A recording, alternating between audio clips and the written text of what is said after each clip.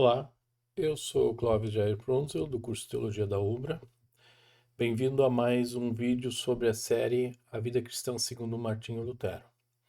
Estamos tentando traduzir as obras de Lutero para o século XXI e temos diante de nós um assunto que talvez seja o mais complexo e mais intenso na vida de Lutero, que é a questão da Santa Ceia.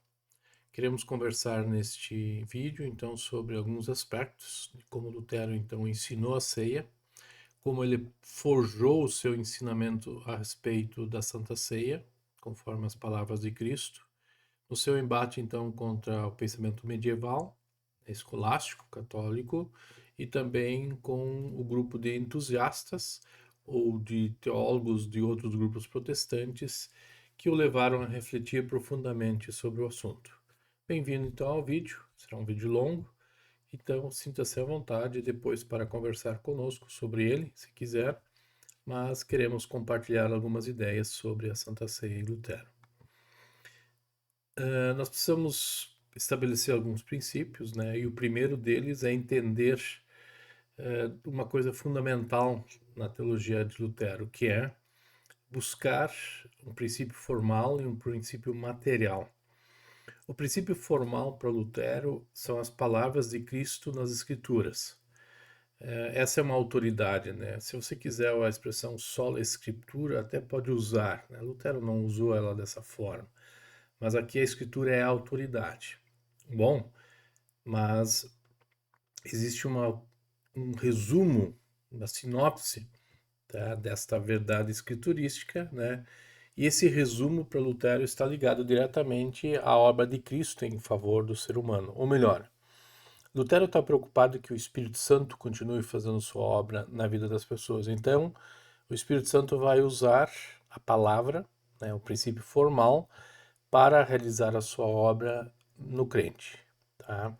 Então, diferentemente de outras profissões de fé, outros credos, outras igrejas, outras denominações, Lutero estabelece isso: a palavra de Deus, o texto, o princípio formal e o resumo desse princípio, né, usado pelo Espírito Santo para convencer de que aquilo que está escrito na palavra é verdade.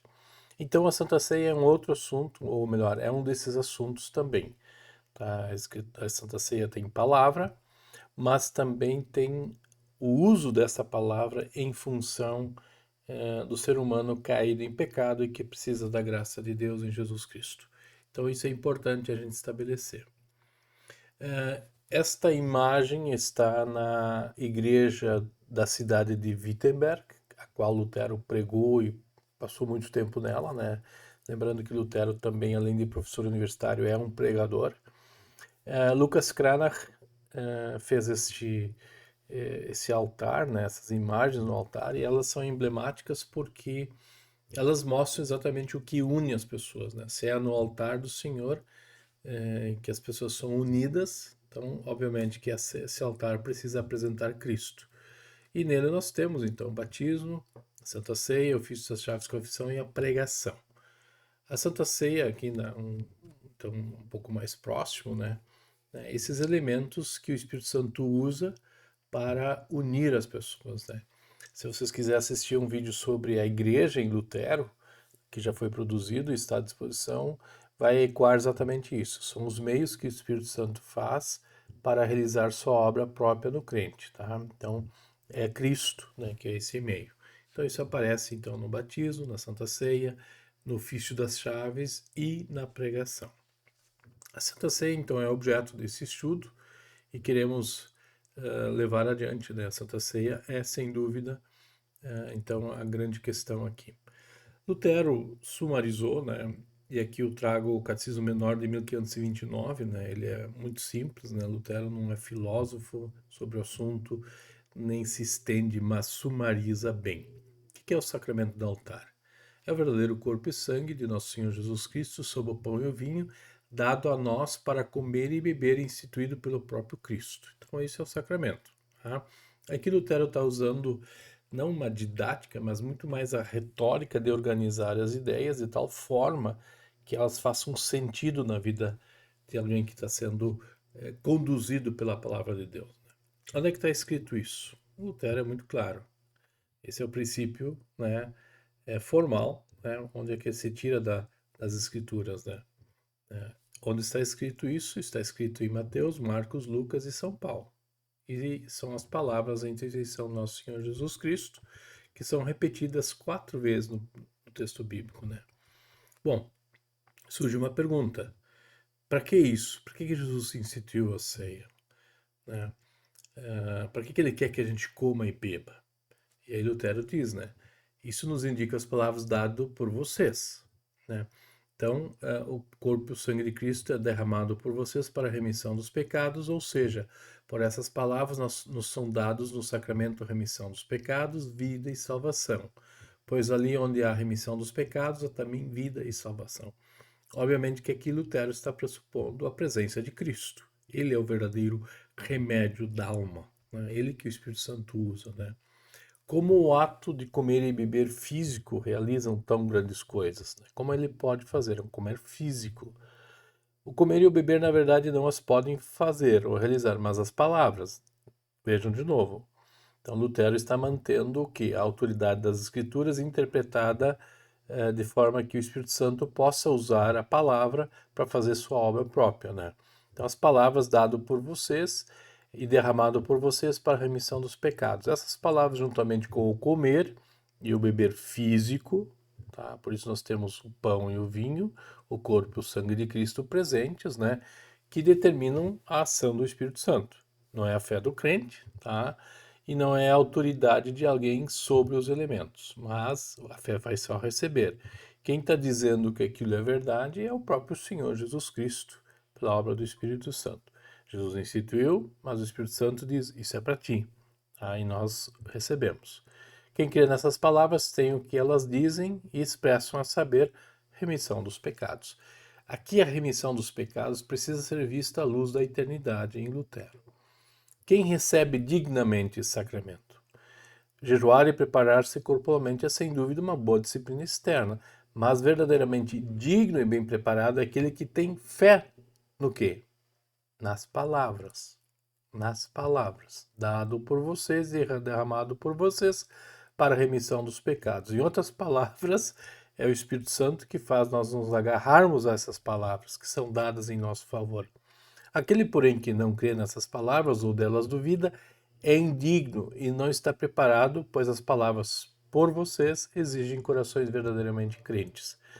O crente, ao não crer, ele não desautoriza o Espírito Santo, ele só não recebe os benefícios do que está sendo oferecido no pão e no vinho, tá? Não é a fé que estabelece a autoridade, certo? O Espírito Santo é que continua fazendo isso. A obra de Cristo em nosso favor que continua fazendo isso por nós, tá? Bom, agora nós vamos então entrar na questão da discussão de como Lutero então forjou as suas ideias, né? Num primeiro momento, né, nós temos aqui o volume número 1 das obras selecionadas, né, os primórdios de 1517 e 1519. Aqui Lutero desenvolve muito uma ideia de comunhão na ceia, né? Ele diz, né, ele é um bom católico ainda, né, ele ainda não tinha sido excomungado, né, nem proscrito, né? Ele escreve: Cristo e todos os santos são um corpo espiritual, como os habitantes de uma cidade são uma comunidade corpo.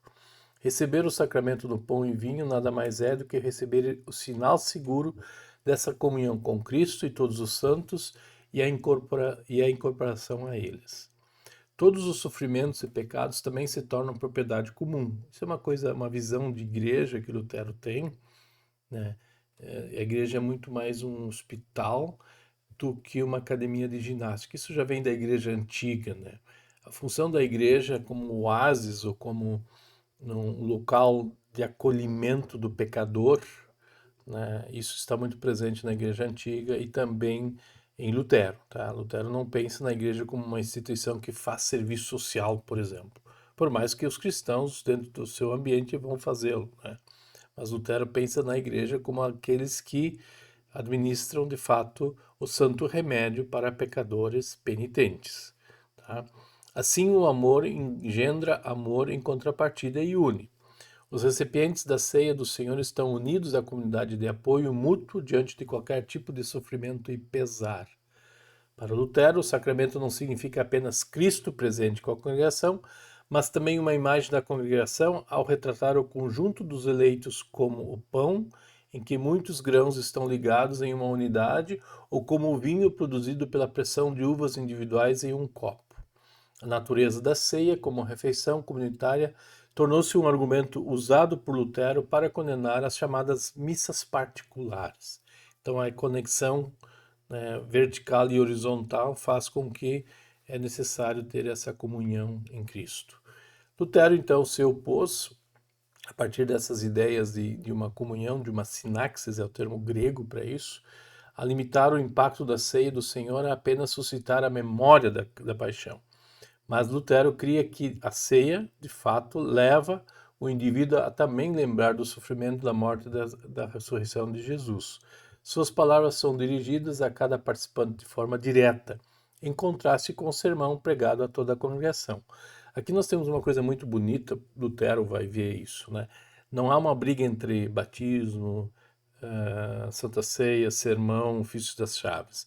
Nós vimos, nós vimos antes da imagem inicial de que as coisas estão todas sob o altar. Elas são diferentes, mas ao mesmo tempo comunicam a mesma coisa, tá? Então você tem o sermão sendo pronunciado aos ouvidos de todos os participantes do culto, mas nós temos o pão e o vinho dado na boca individualmente.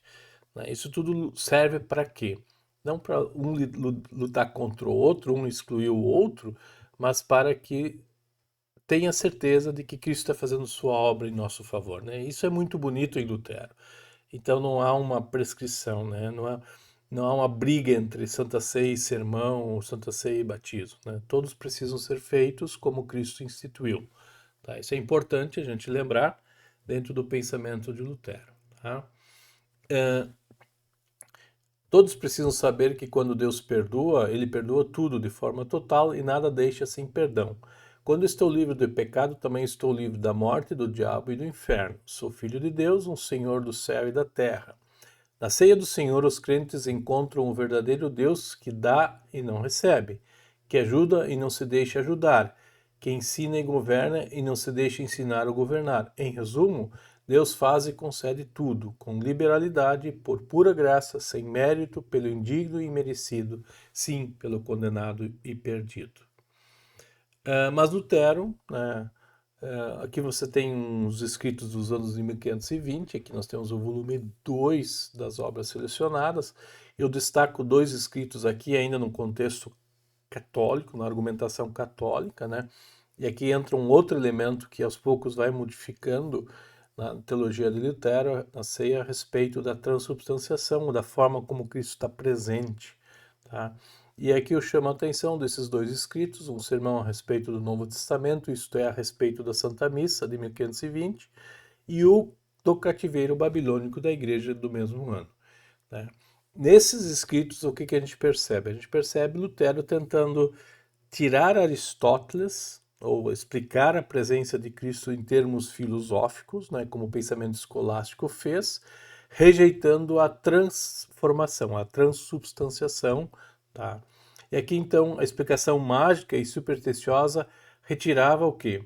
Né? Valorizava-se mais o Hocus Pocus, vem uma expressão de magia, né? Hoc res corpum meu, e se perdia nesse sentido aquilo por mim, tá? Que Lutero vai resgatar. Então se dava valor ao milagre em si, mas não se valorizava a recepção. Tá? Então a obra em si se tornava salvadora e não o comer e o beber. Tá? Por isso a explicação mágica e supersticiosa retirava a promessa de perdão concedida ao comungante. Lutero acredita que Cristo pode estar presente no pão e vinho, pois ele assim disse, estabeleceu. Cristo quer se dar para ser nosso perdão, vida e salvação. Tá? Agora nós vamos para um segundo bloco, onde o Lutero precisa dizer as coisas, que são os embates com os espiritualistas, né, ou outros protestantes, tá? Não católicos romanos. E aqui há um texto muito, muito bonito, muito emblemático, que é o volume 4 das obras selecionadas, é o volume 2 das debates e controvérsias. Então, Lutero, para que o comungante recebesse os benefícios da ceia, era necessário Cristo estar presente nela. Tá? Então, se você quer ter os efeitos do remédio, o remédio deve estar lá. Lutero foi estimulado a buscar a melhor forma, então, de expressar biblicamente a presença real ou presença sacramental de Cristo na Santa Ceia. E aí, nas conversas, então, com Zwingli, com Lampado e com Schenckfeld, Lutero pôde destacar os seguintes aspectos na compreensão da presença de Cristo nos elementos da ceia. Primeiro, Lutero disse que a crença que as palavras de Cristo ao instituir como parte da Escritura são a voz do Espírito Santo se dirigindo ao povo e deveriam ser aceitas pela fé porque o Senhor as proferiu. Eu me agarro às palavras de Cristo e não ao meu conteúdo, à minha fé. Tá? A segunda preocupação era o temor de que outro conceito da natureza do sacramento e da presença de Cristo nele privasse os crentes do conforto obtido pela vinda de Cristo nessa forma singular para trazer perdão e vida. Quer dizer, se a minha fé estabelece a realidade, eu posso acreditar em alguma coisa, né? Até no meu ato de sacrificar novamente Jesus. Então Lutero estava muito preocupado em colocar a fé no objeto certo, de acreditar em Jesus como o Salvador de fato. Tá? Então, ao solidificar a expressão de seu entendimento da presença de Cristo na ceia, Lutero e seus seguidores encontraram 3 expressões centrais que ajudam a esclarecer essa definição de presença real ou sacramental. Primeira, o corpo e o sangue de Cristo estavam sacramentalmente presentes. Então, a presença real ou presença sacramental é importante, isto é, de alguma forma que os torna verdadeiramente presentes, mas sem se submeter à investigação. Aristóteles, a razão, prova ou elucidação humana racional. Então, não há uma explicação de uma transformação do pão e do vinho num corpo. Okay? Segunda expressão, o corpo e o sangue de Cristo eram recebidos na boca. Havia a necessidade de comer. Bom, Jesus disse, tomam e comam, tomam e bebem. Tem que ter essa participação oral do sacramento. Né? Terceiro, pelo fato de a palavra divina e não a fé humana estabelecer essa presença, os falsos crentes que não procuram a salvação em Cristo pela fé também recebem o corpo e o sangue de Cristo, mas para a condenação. E aqui ecoa, então, o examine-se de Paulo em 1 Coríntios. Há uma participação indigna na ceia, segundo Lutero. A promessa, por quê? Porque não é o crente que estabelece a realidade, mas é a palavra que o Espírito Santo usa para fazer sua obra própria. A promessa de que o corpo e o sangue concedem as bênçãos prometidas é efetiva só para quem confia no juramento de Cristo, de que o sacramento é por nós ou por vós. Da mesma forma, Lutero rejeitou a crença donatista de que a validade dos sacramentos depende da santidade dos sacerdotes, depende da palavra que o Espírito Santo usa para agir no comungante. Então é a palavra que determina a validade dos sacramentos. Tá? Segundo, Lutero declarou que o entendimento dos hebreus da destra de Deus não se referia à localização física. Aqui ele está usando então o pensamento hebraico, né? Que é o que Jesus diz, por exemplo, quando ele sobe ao céu, né? Estarei com vocês até a consumação dos séculos, né? Essa é uma presença não física no sentido como nós estamos acostumados à aristotélica, mas é uma, é uma, é uma presença de poder e de glória, tá? Então Lutero rejeitou o argumento do Zwingli, que dizia que o corpo e o sangue de Jesus não poderiam estar presentes de forma alguma no altar, porque ele está sentado à direita de Deus Pai Todo-Poderoso. Só que o sentar à direita de Deus Pai Todo-Poderoso faz ele poderoso, tá?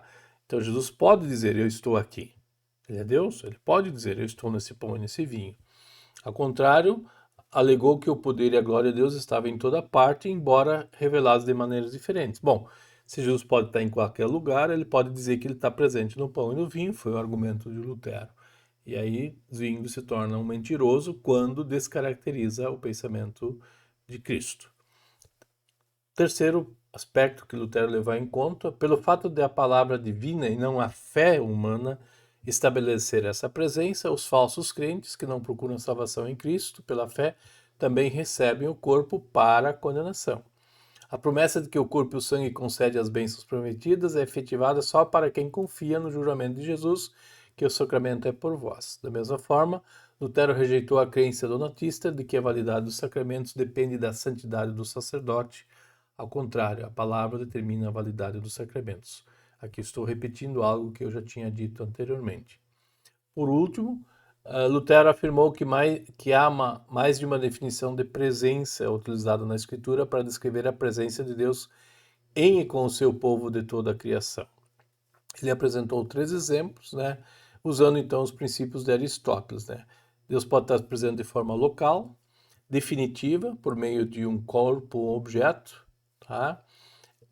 Como é a presença, por exemplo, dos anjos e espíritos, né? E repletiva, como Deus é capaz de preencher o universo, e nessa perspectiva Jesus está presente na ceia, de uma forma repletiva. Né? Não há razão, Lutero concluiu, para que a presença sacramental particular não possa trazer toda a pessoa de Cristo de modo especial e sacramental ao pão e vinho da ceia do Senhor.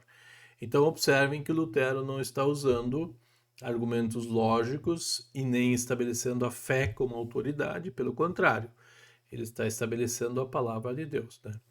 Zwinglio, por outro lado, considerou impossível a natureza humana de Cristo estar presente na terra e assentada ao mesmo tempo à direita de Deus, o Pai no céu. Esse raciocínio provocou 2 respostas de Lutero, expressas com dureza contra os ataques de seus oponentes suíços. Zwinglio e seus colegas eram suíços e eles então não defenderam uma presença real, mas sim uma presença simbólica de Cristo na ceia. Lutero escreveu: a destra de Deus é uma expressão hebraica que designa o compartilhamento da majestade, do poder e do domínio do monarca, não um lugar físico acima da terra. Segundo, Lutero se baseou em uma definição da união hipostática ao pessoal das naturezas humana e divina de Cristo, segundo o seu entendimento do ensino bíblico e do credo de Calcedônia de 451. Tá? Então, Jesus tem 2 naturezas e elas são distintas, mas não separadas. Então, verdadeiro Deus e verdadeiro homem. Tá? Lutero cria que, embora as 2 naturezas mantivessem características próprias e nunca adquirissem os atributos da outra, preservando assim a integridade das 2 naturezas, elas compartilhavam plenamente essas características entre si. Assim, Lutero mantinha a antiga doutrina da comunicação dos atributos. Portanto, a pessoa una de Cristo poderia exercer a habilidade de estar presente onde e de que forma desejasse com seu corpo e sangue humanos. Deus pode dizer a um corpo que esteja ali ou acolá. Sim, Jesus fez isso. Portanto, a Santa Ceia é um testamento, diz Lutero. Cristo é o autor do testamento. É Ele mesmo, é o conteúdo oferecido aos crentes, os seus herdeiros. Lutero usa essa palavra, testamento, para caracterizar e defender a ceia com unhas e dentes, literalmente, né? Este é o meu corpo dado em favor de vocês. Este é meu sangue derramado em favor de vós. Um novo testamento eterno. Lutero quer que os crentes sejam lembrados de tamanho favor e graça, em que sua fé e seu amor são estimulados, renovados e fortalecidos, para que não cheguem ao ponto de esquecer ou desprezar o querido Salvador e seu amargo sofrimento, e a grande e a multiforme miséria e morte eternas das quais Jesus nos resgatou. Né? Portanto, quem recebe os benefícios da ceia? Pergunta Lutero. Aquele que crê nas palavras divinas, pois o testamento prometido na palavra é recebido quando o ser humano a aceita. Então, eu me torno, né, o herdeiro de alguém que se doa, que se faz o testamento e é o próprio conteúdo do testamento, que é Jesus Cristo. Né? Assim está claro que o princípio da nossa salvação é a fé que se agarra à palavra de Deus, que promete que, sem qualquer esforço da nossa parte, em livre e merecida misericórdia, toma a iniciativa e nos oferece a palavra de sua promessa. Primeiro, há a palavra de Deus. Depois, segue-se a fé. Depois da fé, amor. Pois amor pratica toda boa obra por não fazer o mal. De fato, é o cumprimento da lei. Lutero estava preocupado então com o uso apropriado da ceia. Por isso ele escreveu em 1524: Jesus Cristo, ele é o nosso Salvador, que afastou de nós a ira divina por meio de sua mais amarga agonia. Ele nos resgatou dos tormentos do inferno. Para que nunca nos esqueçamos disso, Ele deu sua carne por nós como alimento oculto no pedaço de pão e deu de beber seu sangue no vinho. Deem louvor a Deus, Pai, que procurou alimentá-los com generosidade e por seus muitos pecados e delitos entregou o Filho à morte. Não temam, confiam de forma plena que essa comida é para o doente, cujos pecados lhe oprimem o coração fraco e tremem ainda mais de medo. Ele mesmo diz: Venha, pobre povo, deixe-me derramar sobre vocês minha misericórdia. Os médicos não precisam ver os sãos, com eles apenas desperdiça sua habilidade. Se vocês confiarem de verdade nessa promessa e confessarem a Cristo com a boca, estarão preparados para saborear a comida que desperta a alma cansada. E Lutero conclui: a confiança na promessa de Cristo então estruturou e determinou o uso dado por Lutero à ceia do Senhor e moldou o uso luterano da ceia também hoje, conforme Kolb e Truman. Então, dentro dessa perspectiva, o que nós vimos, um grande enfoque teológico, cristológico, de responsabilidade, de cuidado de pessoas amadas por Deus em Jesus Cristo. Dessa forma, então, nós tomamos mais um assunto, ou discutimos mais um assunto. Destaco aqui, então, as obras de Lutero, o livro de Concórdia, que possui o catecismo menor e maior, que é útil. Posso destacar também os artigos do Smalcalde, como Pensamento de Lutero, onde Lutero, então, menciona a comunhão indigna, especialmente. Ele está muito preocupado com isso. Ele não quer que a ceia se torne um juízo para as pessoas, tá?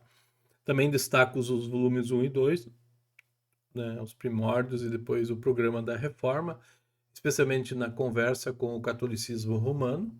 Tá? E, por fim, destaco aqui volumes 3, 4 e 14. Tá? Não mencionei o 3 e o 14 durante o vídeo, mas aqui eu chamo a atenção de que eles são úteis. Tá?